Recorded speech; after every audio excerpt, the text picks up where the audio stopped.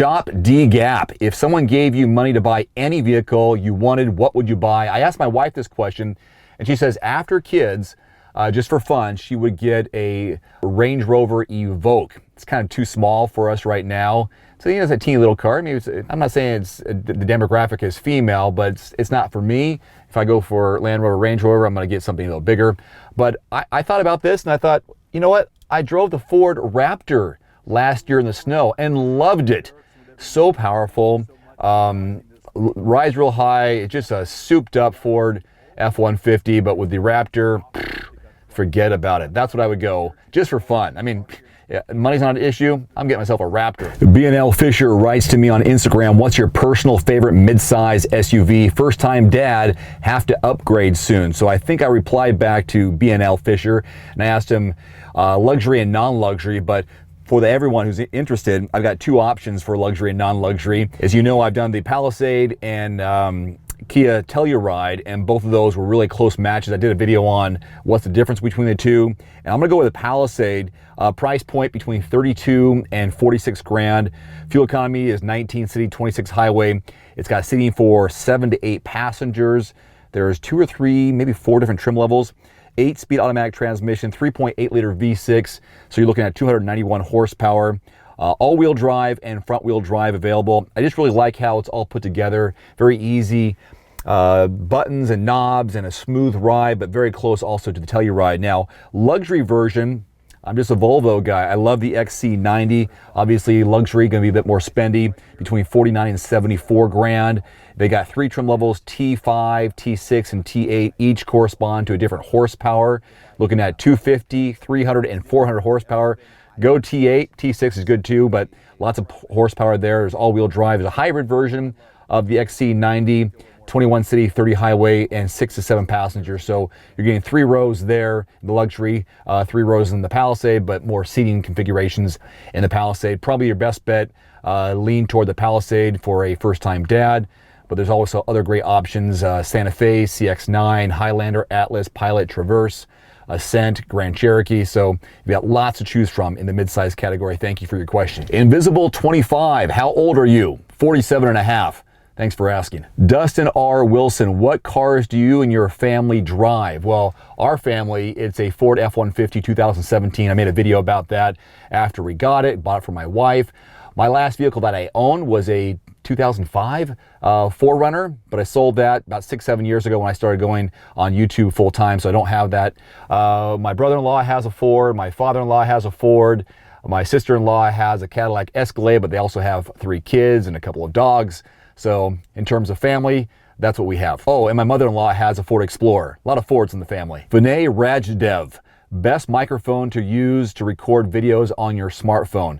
Well, if you're close enough to your smartphone, you don't really have to worry about microphones. I don't use a microphone or a wireless microphone on my smartphone. I use one for my Sony Handycam, also my Canon. Any cameras I have, I use my wireless. It's a Sennheiser. It's about $700-800. I've got 2 of them just in case when I have a 2-camera shoot, because I do other things besides car videos. So that's the ones I have. I got it from bnhphoto.com. Zenitram, how do you stay motivated to work out? Interesting question. How do I stay motivated to work out? I have 2 kids and I want to be a positive role model, an example for them. They see me do it, they're going to mimic me. Hopefully they'll see my positive behavior, my healthy lifestyle, eating right, exercising, and they'll grow up to be healthy and fit as well. Tyler Winky, what are your thoughts on the new Tesla Cybertruck? I replied to him, I said it's kind of a silly idea. I like the concept of trying something new from Elon.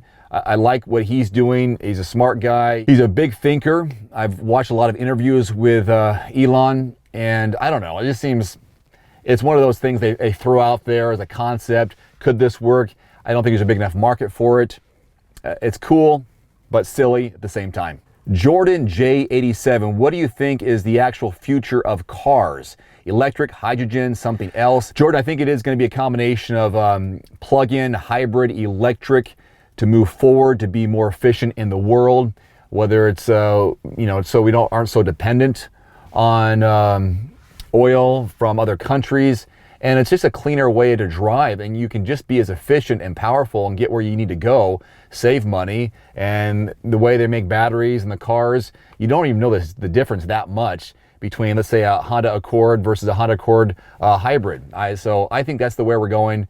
Hopefully more electric, more green cars, but we still have to have some fun with some of the muscle cars, don't we? Grant Cars, what do you think about GM bringing back Hummer as an electric brand? Go for it. What do I care? Why not? Try something different. You might get a few more customers who want to go with the Hummer, but don't want the stigma of something that is terrible for the environment and that gets 5 miles per gallon. So yeah, why not? I'm all for it. Junior Bond 364, Dave, which midsize luxury SUV would you recommend? Looking for a reliable option. The ones I have are, the Mercedes GLE, Q7, X5, Lexus RX 350, Acura MDX is always good, XT5 from Cadillac, but XC90, as I mentioned before, I would go that route if you're looking for luxury SUV, midsize. I'm going midsize, yeah, that's what you asked for, and reliable option. Volvo all day. Cody H, upcoming vehicle you want to review the most? Well, I'm excited to say that I'm going to start getting Volkswagens and Audis. Last year, or a couple years ago, we started getting Toyota and Lexus with my distributor.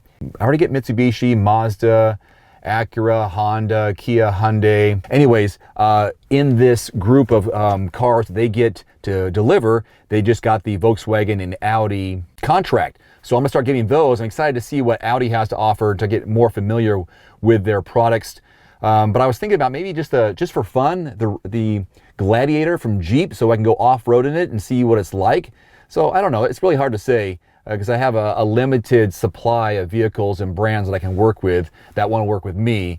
I'm excited with Volkswagen and also Audi this year, but I think that Gladiator is going to be a lot of fun. Oh, and by the way, I am working now with FCA, so I'm going to start getting Chryslers, Jeeps, Ram, so I'm pumped about those as well. I've been doing this for almost 7.5 years, finally getting access to a lot more variety, which means good news for you. Game G Money, what would you choose between Subaru Crosstrek and Honda HR-V? Easy answer, Subaru all day long, son, especially Crosstrek versus the Honda HR-V. I don't even think those things compete.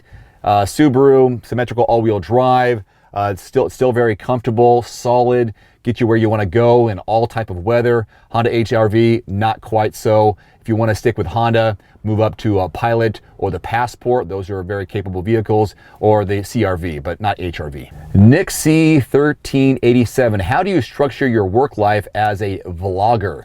And I just clarified with Nick, I'm not a vlogger, I'm a YouTuber.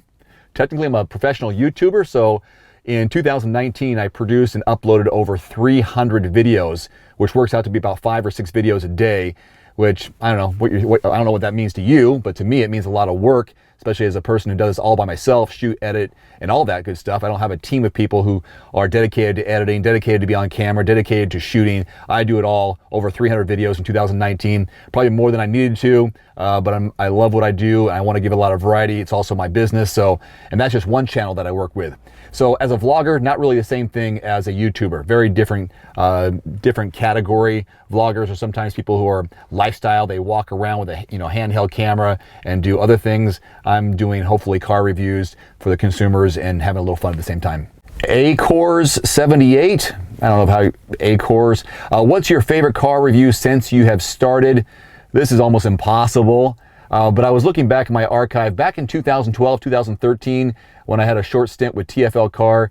I had a Jaguar XJ. I went to New York for an event where they were introducing an all-wheel drive version of Jaguar XJL, maybe something along those lines. Anyways, I found the video on YouTube, and it was terrible. I didn't do a very good job, I didn't think. It was kind of silly.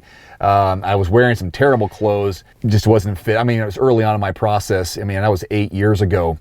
So I think Jaguar in general are some of my favorite cars to drive. That too, if I had any money, that's one of the vehicles I would buy is a Jaguar. I just love how solid they are. And if price is a factor, I'm going that way. Well, there's some Q&A there for you based on questions I got back from an Instagram account, Everyman Driver. I'll do more of these, maybe once a week, maybe twice a month. Not sure how it'll go, but some more fun variety there. So I hope you enjoyed that. Have a good one. Talk to you soon. Adios.